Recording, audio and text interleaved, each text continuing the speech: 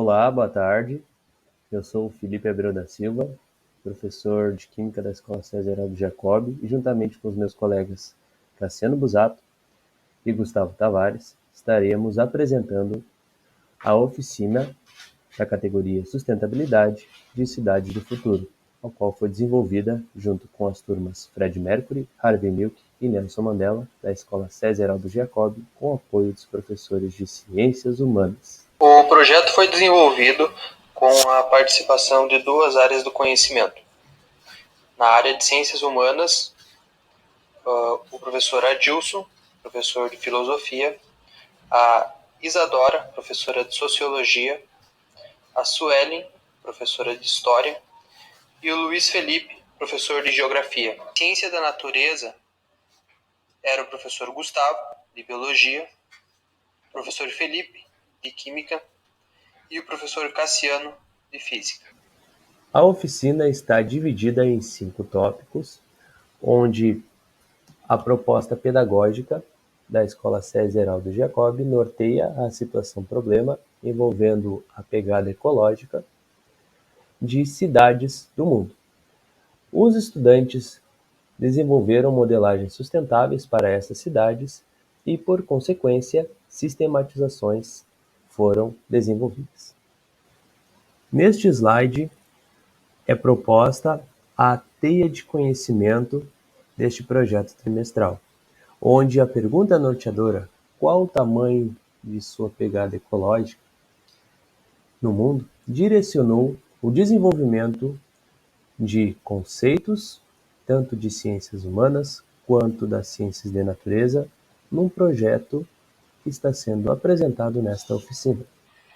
Em biologia, os alunos trabalharam nos assuntos de organização biológica, por consequência, cadeias e teias alimentares, e além disso, estudaram ainda, dentro do projeto, relações ecológicas presentes.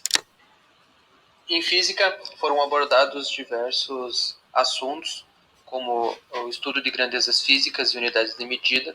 Isso, os alunos pesquisavam, então, sobre unidades de medida de energia, de velocidade, comprimento, tempo, potência, e entre outros. Ainda assim, foram abordados, analisado movimentos, como velocidade, o deslocamento, a distância percorrida, e também as dimensões, então, de quadras e ruas que fariam parte, então, da cidade. Em química, os alunos trabalharam os assuntos de propriedades e transformações da matéria, classificação das substâncias e misturas presentes no cotidiano e os processos de separação empregados em misturas presentes no nosso cotidiano. Em filosofia, os estudantes exercitaram o seu pensamento crítico para explorar as diferentes formas de conhecimento que podem ser transmitidas dentro de uma cidade. Em geografia, por outro lado, foi analisado mapas quanto ao lugar, ao território e às variações de paisagem que podem estar presentes em um perímetro urbano e rural. Em história, os estudantes buscaram analisar a identidade típica da cidade, a sua cronologia de desenvolvimento com as possíveis alterações e as diversidades que estão presentes na cidade. Por fim, em sociologia, houve a análise de classes sociais que estão presentes em variadas cidades do mundo, ações sociais que são pertinentes para melhorar uma sociedade para com todos. Bom, a situação-problema proposta para os estudantes de primeiro ano de ensino médio regular da Escola César Heraldo Jacob foi: cidades do futuro, como diminuir nossa pegada ecológica sem prejudicar a qualidade de vida. A maioria das cidades do mundo não foram projetadas pensando no equilíbrio com o meio ambiente. Foram construídas em função de expansão demográfica de forma desorganizada, seja por estabelecimento inicial ou colonização. Grande parte das populações vive nas zonas litorâneas, fazendo com que os ecossistemas presentes nessas áreas sejam altamente degradados, seja por desmatamento ou por processo de urbanização. Por exemplo, a formação territorial de Pelotas também é fruto de um pensamento imediatista quanto à sua fixação populacional. A proximidade do povoamento nas margens dos arroios, consequências de sua utilização para diferentes usos, como transporte, abastecimento hídrico, local para descarte de resíduos, e dentre outros, principalmente no ciclo do charque, nos processos de urbanização da região, enfim, fez com que nossas águas atingissem níveis de degradação graves. Outro resultado desta ocupação populacional irregular dá-se literalmente exemplificado nos momentos de grandes chuvas. Precipitações ocorrem quando muitos pontos da cidade experimentam o fenômeno da inundação, principalmente devido à impermeabilização do solo, onde a água irá subir. Em contraste, a partir do século passado, algumas regiões já começaram a planejar algumas cidades e tendo a sustentabilidade como objetivo. Por exemplo, a cidade de Chandigarh, na Índia, planejada nos anos 50, foi um marco do planejamento de cidades ecologicamente amigáveis e arquitetura verde. Atualmente, alguns governos já estão pensando desde o início na questão de sustentabilidade e assim projetando as cidades mais verdes e que impactem menos o planeta. Em 2006, o governo de Abu Dhabi, nos Emirados Árabes Unidos, anunciou a construção de Masdar City, a primeira cidade totalmente sustentável do mundo. Masdar funciona a partir de energias renováveis, como solar, eólica ou por combustível de hidrogênio. Não haverá emissão de carbono na atmosfera e 99% dos resíduos serão reutilizados. Este projeto conta ainda com outro princípio sustentável: o consumo de água reduzido em 50% da média.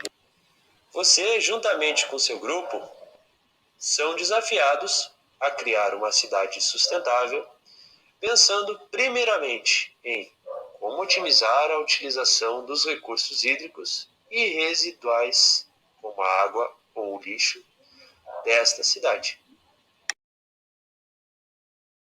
Informações gerais. Localização: região litorânea, Rio Grande do Sul, Brasil.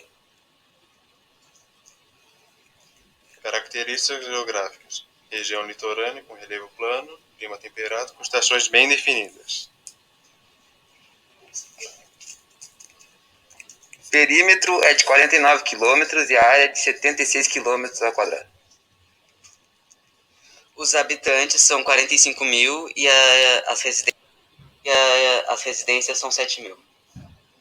Os bairros são Vila Assunção, que é Vila Assunção, Recanto de Lisboa, que é Recanto de Portugal, Centro, Lama Rígida, que é Barro Duro, e Colônia de Pescadores, que é Colônia C3. Agora a gente vai falar da economia da cidade. A economia base vai ser da pesca artesanal, turismo sustentável, incluindo a existência de uma cicloturismo na praia, comércio de artesanato e exportação de energia limpa. Parte do lucro vai ser revertido para a manutenção da cidade e a outra parte para a preservação do meio ambiente. Geração de energia limpa através do parque eólico. Palestras públicas e cartazes com incentivo à pesca não predatória, utilização do bioparque e reciclagem. O empréstimo de bicicletas, que a gente batizou como Berga Bike, para moradores e turistas, já que existe na praia o turismo de bike, o cicloturismo. O horário limite para sonhos altos é das 10 horas da noite até as 6 horas da manhã. Obrigatoriedade de captação de água da chuva para postos de combustíveis e prédios municipais. Os parques públicos elétricos movidos a energia solar.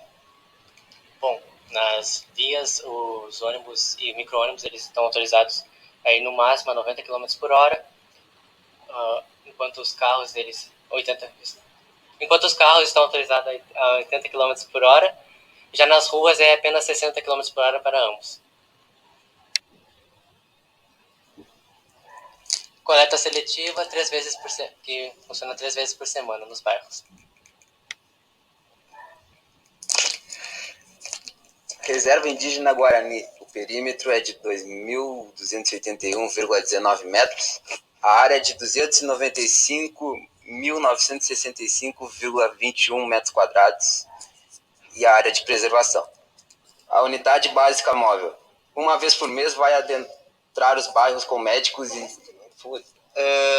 As parcerias do Instituto de Cidades Sustentáveis. No âmbito nacional, o Instituto tem como objetivo sensibilizar e mobilizar as cidades brasileiras para que se desenvolvam de forma econômica, social e ambientalmente sustentável. Oferecem a gestores públicos uma agenda completa de sustentabilidade, com conjunto de indicadores e bancos de boas práticas. Política pública de sustentabilidade mais ambiciosa até agora é a área de preservação ambiental da região do Pontal da Barra do Bergamotal. A unidade de conservação compreende porções do espaço com características naturais relevantes que têm a função de assegurar a representatividade de amostras significativas e ecologicamente viáveis das diferentes populações, habitats, ecossistemas e paisagens do território nacional, face ao patrimônio biológico existente, vestígios históricos e aspectos culturais marcantes. As UCs são regulamentadas pelo Sistema Nacional de Unidades de Conservação da Natureza e são divididas em 2 tipos: unidades de conservação de proteção integral, as quais têm por objetivo preservar a natureza, sendo admitido apenas o uso indireto de seus recursos naturais, e unidades de uso sustentável, que por sua vez têm como objetivo compatibilizar a conservação da natureza com o uso sustentável de parcela de seus recursos naturais. O SNUC definiu que as unidades de conservação definem o espaço territorial e seus recursos ambientais, incluindo as águas jurisdicionais com características naturais relevantes, legalmente instituído pelo poder público, com objetivos de conservação e limites definidos, sob o regime especial de administração ao qual se aplicam garantias adequadas de proteção. O Pontal da Barra compreende uma extensa área úmida formada pelos banhados da várzea do Canal São Gonçalo, em sua junção com a Lagoa dos Patos, que abriga diversas espécies endêmicas severamente ameaçadas de extinção e seus ambientais relevantes relacionados ao equilíbrio hidrológico adjacente. Com seus lugares de valor ambiental e suas estruturas arqueológicas de valor patrimonial, a área em questão vem sendo impactada pelo crescente processo de urbanização que avança sem qualquer controle. A transformação da região do Pontal da Barra em uma unidade de conservação se justifica especialmente por sua importância na proteção do patrimônio genético de espécies endêmicas e ameaçadas de extinção. A poligonal proposta está encaixada em um contexto em que se mostra dominado pelo arroio Pelotas, pela Lagoa dos Patos, Canal São Gonçalo e malha urbana da cidade de Bergamotal. Possui um comprimento máximo de 6.800 metros e a largura máxima de 2.000 metros. Para conferir a sistematização de Bergamotal no Minecraft, por favor, posicione sua câmera em direção ao QR Code indicado. Copenhague, na Dinamarca, é a capital e maior cidade do país. Está situada ao longo da costa oriental das ilhas da Zelândia e de Amager, e é uma cidade com energia sustentável. Na Dinamarca, quase metade do país é abastecida com energia eólica. Na economia, tem bastante presença da agropecuária. Eles comercializam muitos derivados do gado, açúcar e tabaco também. Desde 1894, o país é uma monarquia constitucional com a realeza como chefe de Estado e um sistema parlamentar do governo. O modo de produção é capitalista, economia liberal. Portanto, os negócios e a produção são privados. De todas as religiões na Dinamarca, A mais proeminente é o cristianismo na forma da Igreja Evangélica Luterana da Dinamarca, que é a religião do Estado. Aqui tem imagens, ali tem as turbinas eólicas, uma foto da cidade e uma foto de uma área verde na cidade. Bom, na nossa cidade a gente tem o parlamento, que é uma assembleia composta por membros eleitos e os parlamentares para a representação política dos cidadãos, dentro da estrutura governamental de um regime constitucional. E como em todo lugar, os cidadãos eles têm impostos, só que a gente tem um programa de incentivo ao uso de energia eólica e solar e reutilização da água da chuva, seja por meio de tecnologia ou manualmente. E as famílias ou empresas que adotarem essas técnicas têm um desconto nos impostos. Também tem pela cidade algumas áreas verdes para as empresas adotarem, onde podem reflorestar essas áreas, plantar flores e árvores frutíferas em troca de diminuição de impostos e publicidade gratuita. E esse projeto tem como intuito embelezar a cidade, promover práticas sustentáveis e incentivar o consumo de frutas. A falta de água na cidade. Nosso bairro sofre com o problema de falta de água no bairro de Nobre, que fica ao norte do centro de Copenhague e é considerado um bairro boêmio e multicultural. Estamos tomando providências de alerta à população sobre o problema, fazendo campanhas sobre o uso correto da água contra o desperdício, usando apenas as situações necessárias e utilizando quando for possível. Nossa campanha no Dia Mundial da Água. Um conceito sobre a campanha do Dia Internacional da Água foi um projeto que nós criamos. Foi feito pela gente, com dicas feitas pela gente, tudo um pouco mais 100%. Levar suas roupas de forma mais consciente, evitar lavar as calças com mangueiras, utilizar baldes para lavar o carro, não deixar água correndo ao lavar a louça, escovar os dentes com a torneira fechada e verificar os vazamentos. Esse projeto soluciona problemas causados pela cidade extrema de gestão da água, pluviais, coletando, desviando e depois limpando a água da chuva pelo biodiscurso na cidade natural. Água potável. Passo 1. Com um filtro leve, incinerar a quantidade de água desejada, esperar o filtro fazer trabalho.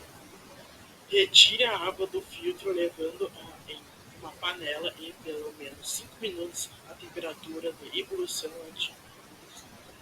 Dinamarca é a maior produtora europeia de lixo. A produção média de um lixo urbano na Dinamarca em 2020 foi de 845 quilos por habitante. Em Copenhague, a média é de 673 quilos por habitante. E isso é um problema para a sustentabilidade, o acúmulo de lixo degradado ao ambiente em geral, poluindo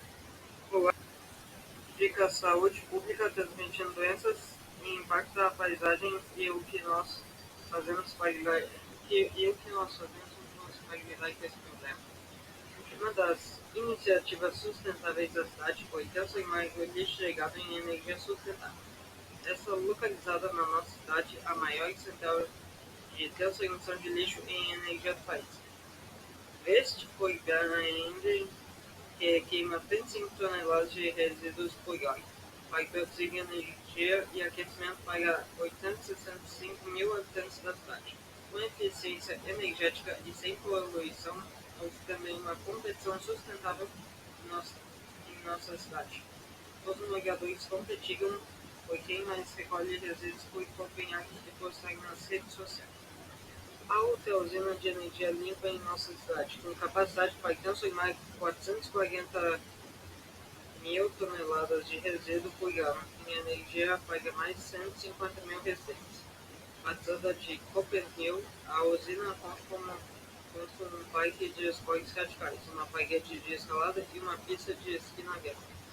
A primeira é essa casa feita por containers para ajudar na sustentabilidade e ela tem a geração própria de energia, que é uma usina eólica. Bem, então apresentando a nossa cidade sustentável, ela é baseada em Santa Vitória do Palmar e também em Sydney. Pode passar.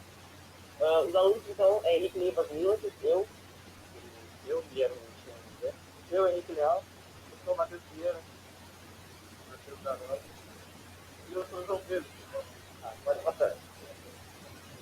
A nossa cidade sustentável recebeu o nome de Sustentrópolis.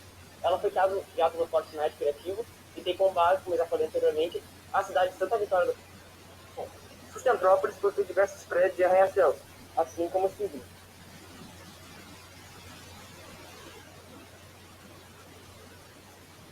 Esse é o documento da cidade. Possui estrutura baseada na entrada de Santa Vitória do Palmar. Cultura digital é o uso de ferramentas que podem ou não ser conectadas para melhorar a gestão nas operações do campo.